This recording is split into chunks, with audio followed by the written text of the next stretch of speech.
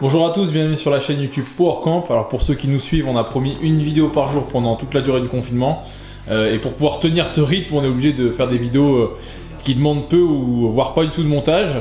Et c'est pour ça qu'on va parler aujourd'hui du Rook Grip avec Louis le coach Altero et Redon Manouchi qui est de retour parmi nous après un petit détour par la Suisse.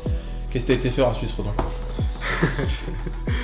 Je suis allé là-bas pour voir un peu les opportunités qu'il peut y avoir. Opportunité de quoi? Travail? Travail professionnel, ouais. Mais bon, là, vu que tout est fermé en France et en Suisse. Et donc tu es revenu t'entraîner ici parce que tu as une carte d'athlète de haut niveau et donc du coup t'en profites pour venir t'entraîner et tu vas nous aider sur quelques vidéos. C'est ça. C'est ça. Et en plus je suis chez mes parents, je peux bien manger. Donc du coup le hook grip, on va parler de ça aujourd'hui. Il y a beaucoup de crossfitters qui quand ils débutent refusent de le pratiquer. Est-ce que le hook grip est indispensable pour faire de l'haltéro correctement? Bah déjà, Jamy, qu'est-ce que le hook grip? Le hook grip, c'est la prise crochet, c'est le fait, au lieu de tenir une barre avec une prise de main classique comme on peut avoir en muscu, comme ça. Bon, je parle même pas de ceux qui tiennent leur barre comme ça, mais au lieu de tenir la barre ici, on vient accrocher le pouce, le plus souvent avec le majeur et l'index, pour venir faire un crochet. Donc le hook grip, on appelle ça prise crochet en français. C'est pour venir bien sécuriser la barre et la verrouiller. Du coup, ta question, c'était est-ce que c'est indispensable? Est-ce que c'est indispensable pour performer en haltéro? Redon, est-ce que ça existe un haltérophile qui ne fait pas de hook grip? Je sais pas, personnellement, c'est le premier truc qu'on m'a appris donc, en haltéro et donc j'ai pas jamais eu affaire à un coach qui dit de pas le faire. Mais c'est à haut niveau, il n'y a pas d'haltérophile qui crochette pas. Par contre, l'arraché ou l'épaulé sans prise crochet, il est parfois utilisé. Oui, pour travailler la poigne. Pour travailler la poigne et travailler le renforcement. Mais arrivé à un certain moment, n'importe qui, mais avec une poigne d'enfer, va être limité par sa poigne s'il ne crochette pas. Alors, est-ce que tu peux détailler pourquoi en fait la poigne va le limiter et pourquoi justement la réponse à cette limitation, c'est de faire une prise crochet? Dans tous les cas, si tu tiens une barre avec les deux mains comme ça, tu as 8 doigts d'un côté et 2 de l'autre. Donc tu as beaucoup plus de chances qu'elle roule et qu'elle tourne. C'est pour ça qu'en force, ils utilisent une prise mixte dans ce sens-là, où en gros tu te retrouves avec 5 doigts de chaque côté, t'évites d'avoir la barre qui va rouler sur le mouvement. Sur la prise crochet, non seulement ça permet justement de venir crocheter et verrouiller, donc en gros on vient utiliser le pouce pour venir s'agripper, comme si on avait une prise d'escalade en fait, on vient s'accrocher dessus, et en plus du coup on a vu qu'on a que 2 doigts en opposition, on est obligé de venir pour compenser comme ça. Ouais, et puis ça permet aussi d'être plus relâché. Ouais, c'est le deuxième point le plus important. Hein. Ouais, ça permet d'être plus relâché et de ne pas penser à forcer pour tenir la barre. Oui, parce que sinon le risque c'est d'accrocher des bras sur le tirage. Ouais, et t'en as beaucoup justement au début quand ils passent à la prise crochet, j'ai l'impression de moins tenir la barre parce que justement ils n'ont pas l'habitude de cette sensation de relâchement.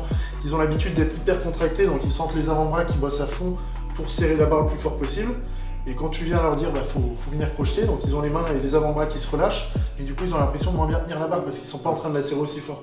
Alors que comme dit Redon, c'est l'objectif justement, essayer d'avoir les bras le plus relâchés possible, comme ça sur un tirage, quand on va partir, les bras sont relâchés jusqu'au bout, et une fois qu'on a eu l'extension complète, là ils viennent accrocher. Et la plupart des gens qu'on voit pas crocheter, c'est les personnes qui vont venir accrocher justement et compenser.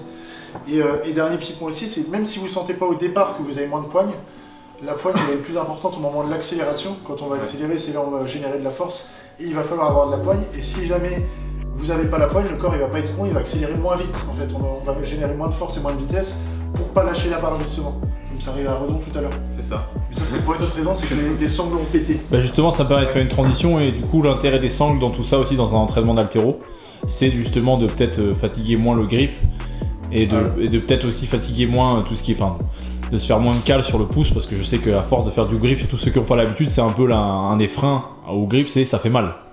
En fait pour moi il y a 2 choses, c'est tu t'économises les mains. Parce que quand tu t'entraînes tous les jours, au bout d'un moment, tu as les mains un peu irritées et elles peuvent avoir des steaks. Et aussi, ça permet d'être encore plus relâché au niveau des bras, vu qu'on a vraiment, on n'a plus rien à tenir, quoi. Ouais, la barre parce que même avec le grip, on doit quand même un peu forcer sur les mains. Et justement, pour ceux qui ont... Enfin, les sangles, on va les utiliser surtout à l'arraché et sur les tirages. À l'épaulé, il faut éviter parce que si on coude ou si on épaule mal, on peut vite se faire les poignets ou les coudes. Mais les sangles, c'est justement bien pour simuler un peu ce qui doit se passer avec le hook grip. C'est un peu la même sensation de relâchement qu'on doit essayer dans l'idéal de retrouver.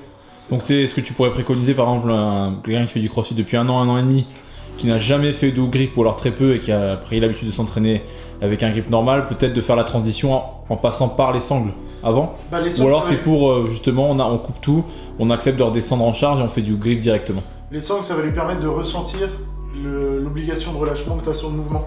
Mais après, si tu t'entraînes avec des sangles, quand tu vas passer sur le grip, comme tu as dit tout à l'heure, problématique, ça va être je me fais mal au pouce. Donc en fait, et après ça vient vite, hein. Tu fais 2 semaines de grip où tu te forces à chaque séance, et après tu les sens plus les pouces. Sachant qu'il existe aujourd'hui plein de tape, etc. pour se protéger. Ouais, ça c'est la solution, hein. T'achètes du strap, tu mets du tape autour du pouce, comme ça tu le protèges. Ça va faire un peu mal parce que tu l'écrases, mais par contre tu n'auras pas la barre qui va venir ripper les câbles. Et est-ce que le haut grip il a plus d'importance sur un mouvement comme l'arraché ou l'épaule jetée, ou c'est pareil pour les deux mouvements? Est-ce qu'il y a une différence en fait? Parce que je sais qu'il y en a qui vont dire peut-être qu'il faut, parce que je pense peut-être qu'il y a des gens qui font peut-être du haut grip sur que le snatch et qui font sur l'épaulé par exemple un grip normal. Moi, Ça doit exister, je suis sûr. Je pense les deux, mais après c'est sûr que sur l'arraché c'est plus important quand même. Parce que les mains sont plus écartées et je pense qu'il n'y a pas tous les doigts qui peuvent tenir la barre. Ouais, compris. Genre celui-là, celui de l'extérieur, il ne peut pas trop tenir. Et l'épaulé on est plus serré, donc ça impacte moins, mais bon, dans tous les cas, un épaulé à 100% sans le haut grip, c'est pas possible. Ouais, comme Redon, je pense que l'arraché c'est plus important parce qu'une prise arrachée elle est plus dure à tenir, l'appréhension elle est plus compliquée, et en plus, tu as quand même plus besoin de relâchement à l'arraché qu'à l'épaulé, et donc la prise crochet va être plus importante là-dessus. Et tu disais tout à l'heure que ça pouvait être intéressant d'incorporer dans une programmation des mouvements avec du coup le grip normal, le grip classique, et c'est quoi justement l'intérêt d'incorporer ça? Pour les personnes qui ont des problèmes de grip justement, après moi je l'utilise pas énormément, je sais que les Géorgiens par exemple une fois par semaine ils vont en mettre, certains Russes qui l'utilisent aussi, après toi non plus tu l'utilises pas? Moi j'utilise pas, après j'ai vu dans ma carrière des gens l'utiliser, et c'est vrai que ça, de toute façon pour bosser le grip ça marche très bien. Ça marche bien, mais après je pense que ça peut créer des problèmes sur les mouvements aussi, les mauvais automatismes. Ouais.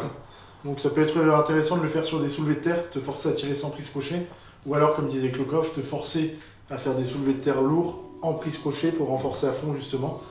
Et lui il nous avait dit lors de son podcast 310 en soulevé de terre prise arrachée, hook grip. C'est hook grip. Avec la prise crochet du coup sans sangle.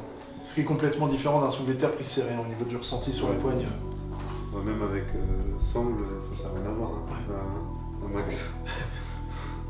Ok, je crois que tout est dit. Donc ceux qui ne sont pas encore passés au grip, je vous recommande de le faire. Et en fait c'est une obligation, comme vous l'avez dit au début de la vidéo. Il y a zéro négociation quand on va dans un club d'haltéro, c'est même pas une discussion quoi. Mais par exemple moi je suis même pas sûr de pouvoir arracher 100 kg sans le pouce. Après on en a eu des exemples avec Redon, des personnes qui nous juraient qu'ils étaient beaucoup plus à l'aise sans la prise crochet. Ces mecs ou ces filles sont passés en grip. Et un mois après, ils te disent comment j'ai fait pour tirer comme ça, alors que c'était les premiers à dire moi je suis mieux sans la prise crochet. Toi t'en as beaucoup, parce que comme tu coaches beaucoup de crossfitters, Louis, je pense que tu récupères pas mal de gens qui tirent depuis 1 ou 2 ans sans grip. Voilà, envoyer un message à Clément Clabé qui fait 100 kg, qui lui tirait sans prise crochet et qui était persuadé que c'était mieux comme ça pour lui. Aujourd'hui, incapable de repasser justement sans la prise crochet. Après, je pense que par les filles, ça doit être un peu plus simple de faire sans. Parce que la barre est quand même bien plus fine. Il suffit qu'elles aient des mains. Après, elles sont aussi des mains plus petites. Hein, oui, après, l'excuse des mains, vous allez voir Alil Moutlou en compétition qui était à moins de 56, c'est ça? Kilos? Moins de 60? Moins de 56, ouais. Moins de 56, et il avait des mains tellement petites pour une barre de 20 kg qu'il utilisait son autre main pour réussir à accrocher son pouce, et après avec son genou, il venait se fixer le pouce sur la barre. Donc lui, il avait le droit de gueuler et de dire que ça fait mal. Okay. 10 years on the national team. Home for him is Ankara.